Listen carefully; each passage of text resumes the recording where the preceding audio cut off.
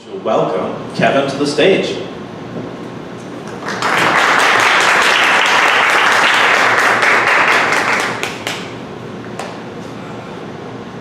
Hi. So, I feel like we have my microphone is not.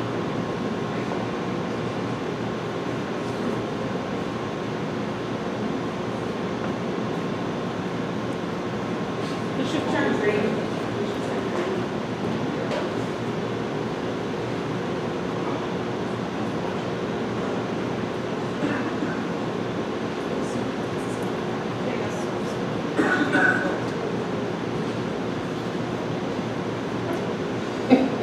There, we hear you. You can hear me too. Is that good? That's great. Thank you. Yeah, you're welcome. Technical difficulties. So, I feel like we have a problem in this country, and I felt this way for some time. And that is, I do not think our government accurately represents the American people. I started on this project about 2015, and now I'm here today to tell you what we've developed. It's source voting. What we want to do is update how people can find out about the elections they have coming up, so they can help them do their research. That was my signal. So they can do the research, so they can better find out about the candidates they're going to be voting for. Now, here's what we have. Millennials are used to getting their information in video format. It's easier, it's faster, and much to my surprise when I started doing my research, in 2019, millennials will pass baby boomers as being the largest segment of voters in the US. So, how do we get our candidates in touch with our people? Candidates back what the voters want. That's how they keep their job. And the more that we make our voices heard, the more the candidates will be interested in our views and will be in touch with and reflect the kind of legislation we, as the American people, would like to see. Our problem is that many of us don't vote. If we do vote, we don't necessarily do our research before we show up at the voting booth. Go ahead. So, more of the same. So, we're used to getting our information in video format. As millennials, I should say, you millennials, because I'm not a millennial.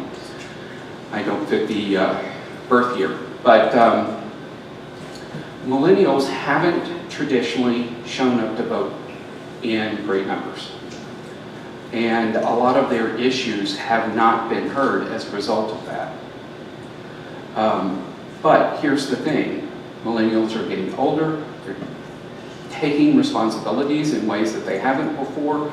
They're becoming parents. They have kids. They're interested in their school system, in their community, in their city, in their county, and they are more and more showing up to vote. The amount of millennials who actually do show up to the voting booth has been climbing, and the amount of their involvement in the community has gone way up. And they have always been interested in causes, but they're hard to reach as a group. They're not on, they're the leading group for cable cutting. They are the, they don't listen to a lot of radio. There are often streamers of radio, and they don't take the newspaper as much as other generations have, and it's hard to reach them in terms of a voting message. The only way that has been terribly effective has been to get the signs out. Okay, according to Nielsen, radio ads, millennials spend the fewest hours listening to broadcast radio of any adult group. Broadcast ads, they're leading the way in cable cutting, or they, almost half of the 22 to 45-year-olds report watching 0 hours of broadcast television during the week. In addition to the great number of millennials that have cut the cable, another 9% this year are expected to leave cable and not come back. Newspaper circulation continues to fall. This is from the Pew Research Foundation. And of course, millennials are the lowest amount in terms of households that take the newspaper. Millennials still take the fewest newspapers in any group. Campaign signs do work because they drive the same as the rest of us, but those signs tend to convey a name and not much else about that, so you're depending on name recognition. They're young parents, they care about issues, they will show up, they will tell their friends to show up for issues they care about. They ignore junk mail, as do we all. They're busy and they're looking for video-based messaging. Okay, so our solution is source voting. We are an online voter information platform. We are video-based. We do not represent any side in the issue. We're just trying to give a place for candidates to come and tell their messages. Go ahead. We are important for the voters. We are video-based.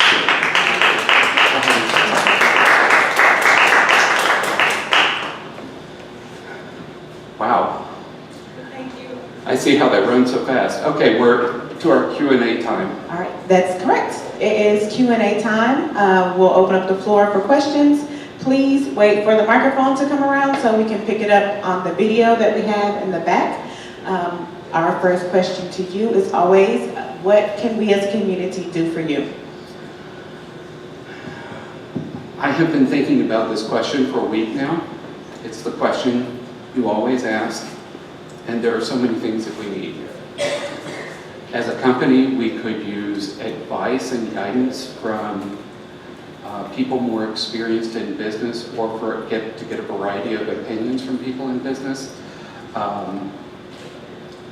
As individuals sitting here, the big thing that you can do for us is vote. We're past the registration time, so if you're not registered, you can't vote in the upcoming elections. But if you're here, I would like for you to go on our platform. We're on the web, we're on Android, we're on iOS. You can look up Source Voting. We're at sourcevoting.com. You can find out what your candidates have to say. We are up now for the congressional elections for 2018, and we have we are planning to cover the local elections and the school district elections for next year if we can. So. Okay, I know that you spent a lot of time, thanks, your business sounds really cool and a good way to reach people in a neutral manner. We didn't really get a chance to hear exactly what your business model is. So I'm making an assumption that when people log in, they're getting all the information that they want, and the middleman has been taken out, or a news source agency has been taken out.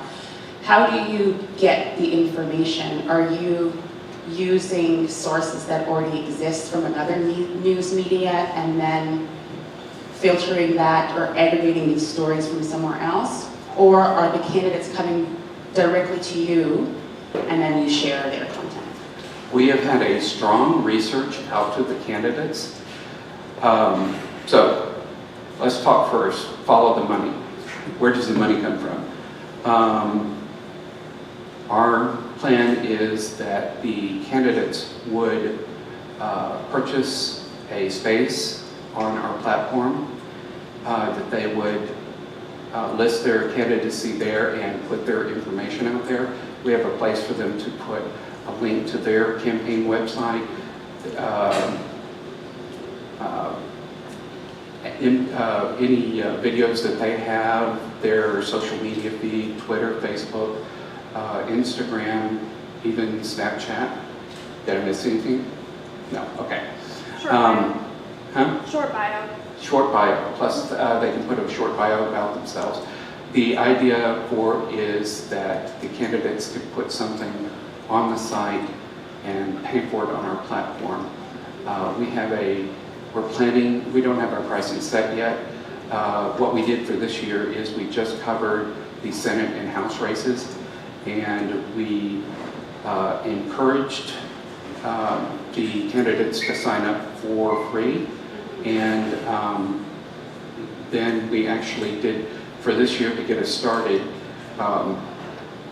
did a scrape of some information from the web to get a platform up there. The issue we face as a startup is that we can't get the candidates there until we get the voters there. We can't get the voters there until we get the candidates there. And so that's the reason why you going out and showing up in our statistics about how many people have come and gotten information off of our website is important to us. And please tell your friends, because we want to be around for many years to come, and you guys going out saying, yes, this is what we want, you checking out our videos there and telling your friends about us makes a big difference to us. So yes, we intend to charge the candidates themselves. No offense, but I don't see this as something that's necessary, because there are already social media platforms that you can use to reach voters, and that candidates can use to directly engage with people. Why is this necessary? Great question. Great question.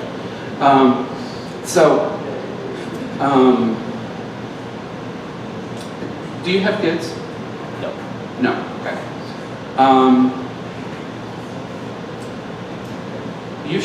If you are interested in the candidates for mayor, how do you find out who the candidates are?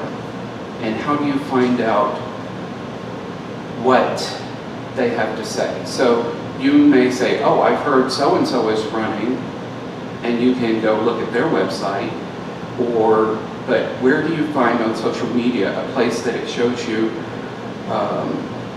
the candidates that are running for your school district, that are running for the county commissioners, that are running for the judges? Where do you find out information from them? The mayors, the railroad commissioners, where do you get information from them? We want to build one place where you can put in your voting address and find all of that information in one place. You could say, what good is Google? Because it doesn't provide that. Well, actually, now they do. But if you go back 20 years, you say, what good is Google? All they do is find other information for you. That's what we're doing. We are providing one place that you can go to find out about all of your candidates and all of your elections. No. How do you plan on monetizing your application on the off years, such as 2017 and 2019? We will, off years is, it's an off year for Texas, but 2019 is not an off year for all elections. There are 5 states that have their state elections next year. We also have school district elections. There are actually a lot of years in which I mean, there are no off years, completely off years in elections. But that said, clearly, the year before a presidential election is the slowest year. So what did we count out? We only have like 20 elections next year, not counting the, maybe 40, not counting the school district elections. And almost every school district has a member that comes up every year. So yes, it is an up and down sequence in terms of our revenue. In a presidential election year, there are a lot of states that choose to hold their elections then, but a lot of cities and counties have theirs in what we call the off years because they don't necessarily want to be on the same ballot with high turnout elections. They like being in low turnout elections so that only the people that are informed on city issues come out and vote for those issues. Yes? My question has to do with the value proposition for the candidates. Mm-hmm. So the candidates are creating that content already, whether it's on Facebook or YouTube or whatever. And to some extent, it seems like if you're going to be a sort of a central clearinghouse or something for this kind of election information, you are going to have to include information about all the candidates, whether they pay you or not.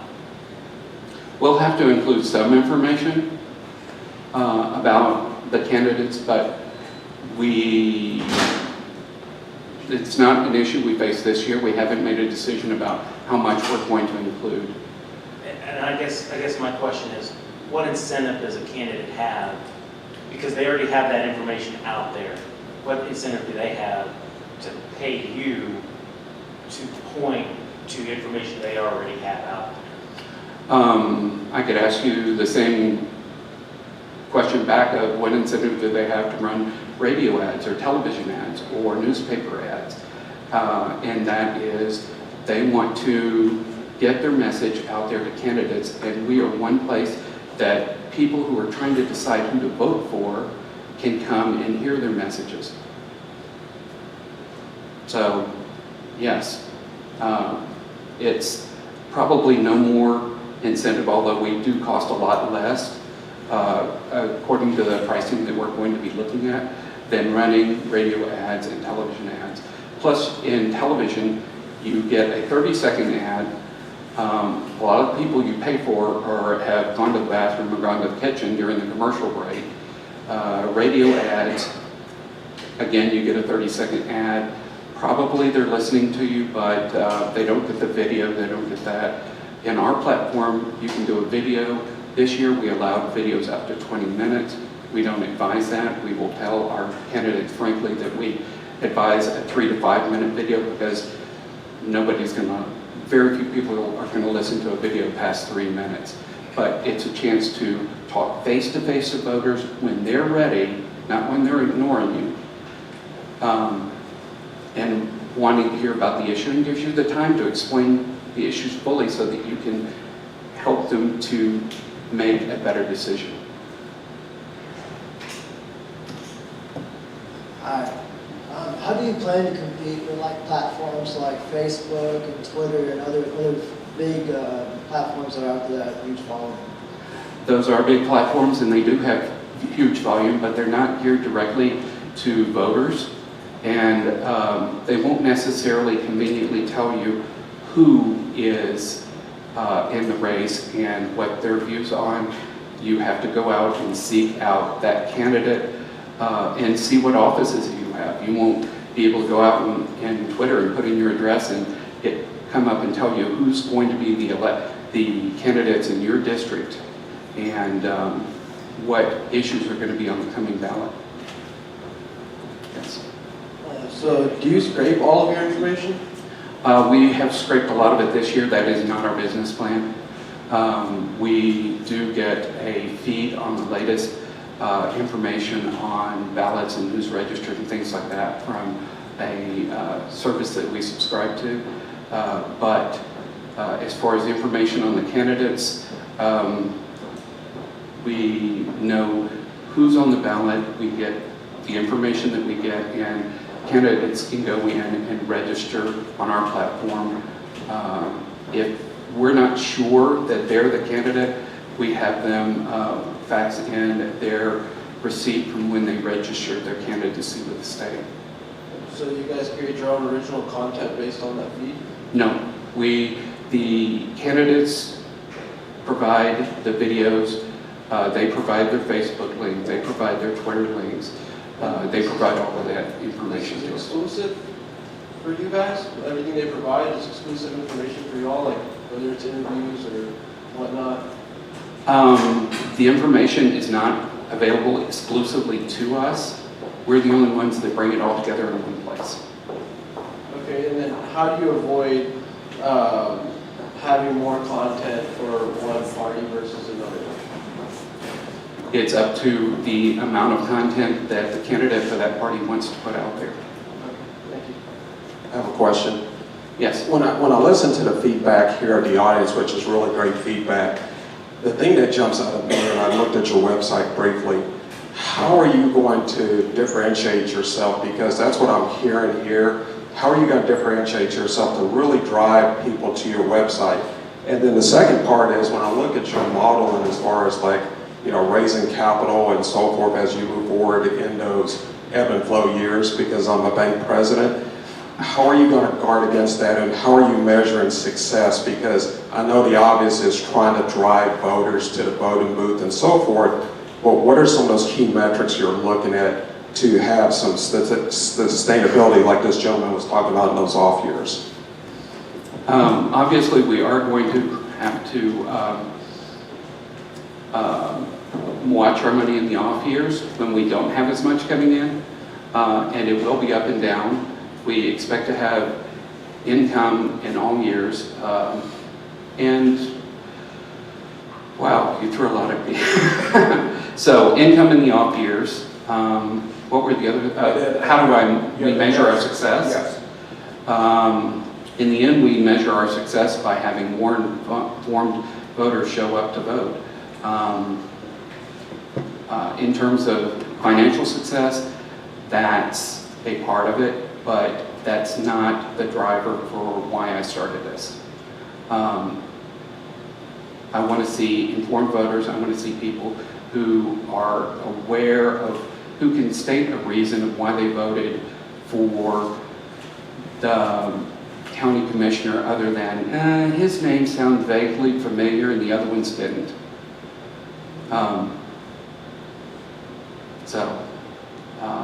Is there any other things I didn't cover? Yeah, because when I listen to the feedback as well, I speak loud enough on the mic, is the differentiation piece, because I'm hearing about the different platforms where you're talking about Google and so forth. So the really key here is the differentiation piece where you're trying to drive that traffic there. Okay, so obviously we do have to drive traffic, but that aside, what differentiates from Facebook or Google or something like that is that those platforms, in large extent, let me put it to you this way. If your profile comes up on Facebook and it identifies you as predominantly Republican or predominantly Democrat or predominantly Libertarian, the ads that that show up for you, the articles that you see, what shows up in your feed, are going to reinforce that value. I don't know about you, but Facebook has me dead wrong. They showed me stuff at the last election, I'm like going, oh, this is not stuff I'm interested in. And perhaps they have you better, but here's my question. Do you vote a straight party ticket, or do you want to select those people that best represent your values? And what happens when you get to those local elections where things are not necessarily, candidates are not necessarily tied to a particular party? like school district elections and things like that. And Colorado, unless you're running for state office, all of their local elections are party-free. You are not allowed to identify as a party on the ballot. In Washington State,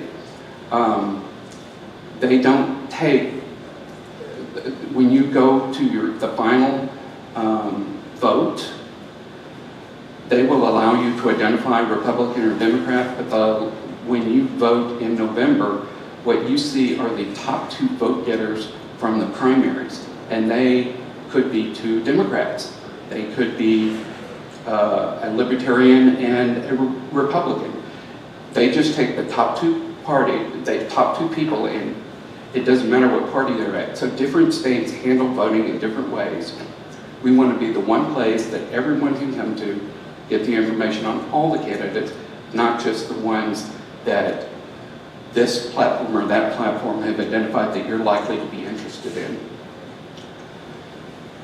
Hi, I'm Gigi. I see the potential here. I think, and this is kind of like a feedback, and I think a lot of people have this question, like what's making you different other than Facebook and things like that, because people are putting their videos out there. I think a deeper dive in it would be cool for you to, aside from having videos from the candidates, show us their voting record, show us what they've done, because you say the missing piece here is that millennials, we're too busy to do the research, we're too busy for this, so why don't you create a place where, okay, I see this video, let me have a place to take it further, and you have a database of their voting record in the Senate, or what they've done on the school board, how they voted this way, how they're going to affect my kid, because their commercials are going to say what they want us to hear, but I think you'll create a lot more value for me, myself as a millennial, if I have one place to go to and I can see who's on the ballot, and then I can see their history, what the work they've done. I don't know if that's a part of your platform.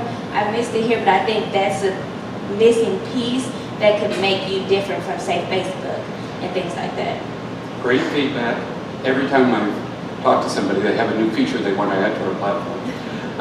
And that's something I've actually thought about, but it's not in, I can tell you what we want to do in terms of elections for the next 3 years. We would like to get to the place that we can partner with those organizations that are out there now that have that voter record information on there, where we can also say, hey, if you want to know more about that, here's this organization that already publishes this information out on the internet. I think for that, it goes back into the millennials being busy. So if you're going to be like a one-stop place, which I think you could be, you giving me more homework is kind of defeating the purpose of coming there. So that's the same thing as far as Facebook. I can see the video and they link me to places where I can go do research. And so I think to really add value, because I'm a millennial and I vote, I watch videos on Facebook, but I'm not going to go do the research afterwards because I have other things to do.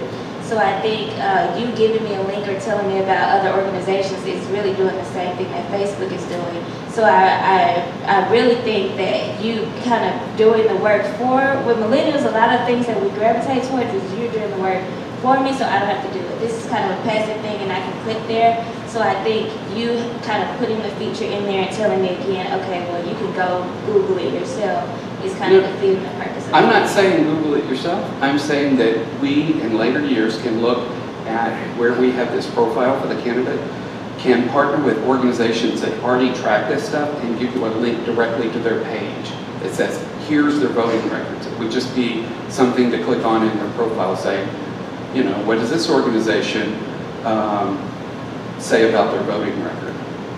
Or we could even do the same for organizations that follow who's funding their campaign. What does this organization say about where they're getting their money? We can add those kinds of things. We just have a lot of building out this platform to do before we get to there. That is something I have in my notes for later years. All right, we have time for one more question.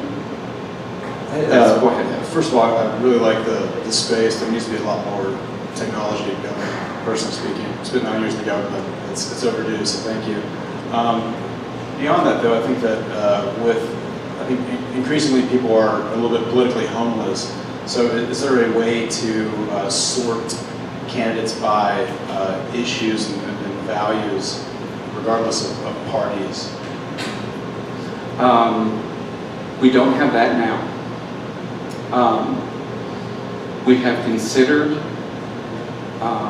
a situation, right now we don't have any, the voters can show up, we don't track any information on your other than your IP address, so we can determine how many unique voter we have on our unique users we have on our platform. We are looking at a voter login that would house your address, so you wouldn't have to put in your address every time you want to look up that information up. And when we get to that level, we have thought about having a forum where voters could ask questions and we would take those questions to the candidates. But to get to that point, we have to build up a lot of credibility with the candidates.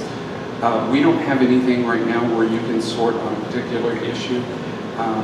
And other than reflecting questions from the voters to the candidates to give them whether or not they want to answer them, we haven't looked at a way to do that yet.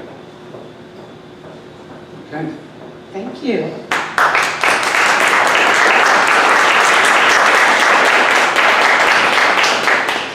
Thank you so much, Kevin. I was checking out the site while you were giving your speech, and it looks great. It's mobile friendly. It does what it says it does.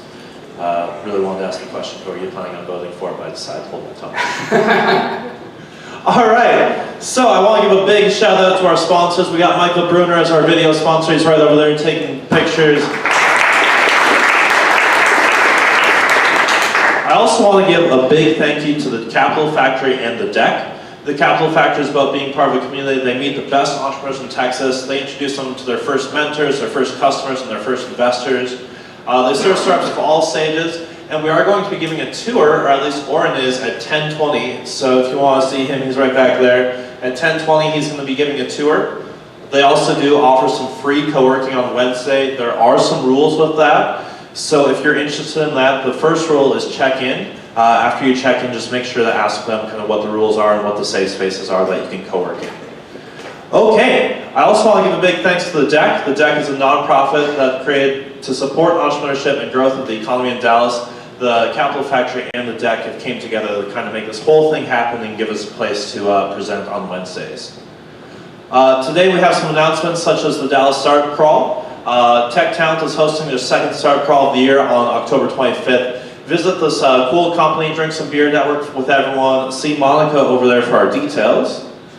The Fort Worth Startup Crawl is a signature event for Global Entrepreneurship Week of November 15th at 2018 at 4:30 p.m. And finally, 1 Million Cups is looking for presenters. So if you yourself have a business you want to get up here and talk about, or if you know of anyone, please go to our website. You'll see a place where you can apply to present. So if you know anyone who is looking to present or wants some free publicity, please go to our website and check it out. Again, the Capital Factory tours are at 10:20. Can we get Michael to the stage too? Oh. From LCRG. Yes, we do got to bring up Michael. Michael is with LCRG, the Laughlin Commercial Realty Group, and he's the one who sponsored our coffee. Thank you, appreciate it. Hey guys, my name is Michael Miller with Laughlin Commercial Realty Group. We're the coffee sponsor this month. Super happy to do it. We love coming to 1 Million Cups. What we do is we help companies find office and co-working space. So whenever you guys are in need of looking for that, I want to be your guy to help you. We have access to every building and co-working space in and around Dallas, so I'd love to talk to you guys. Thanks so much. Hey, thanks, Michael. All right, I think that about wraps us up for the day. We're almost at 10 o'clock. You can kind of hang out here, network with your fellow attendees, or you can go see Oren for a tour. Again, thank you so much for coming.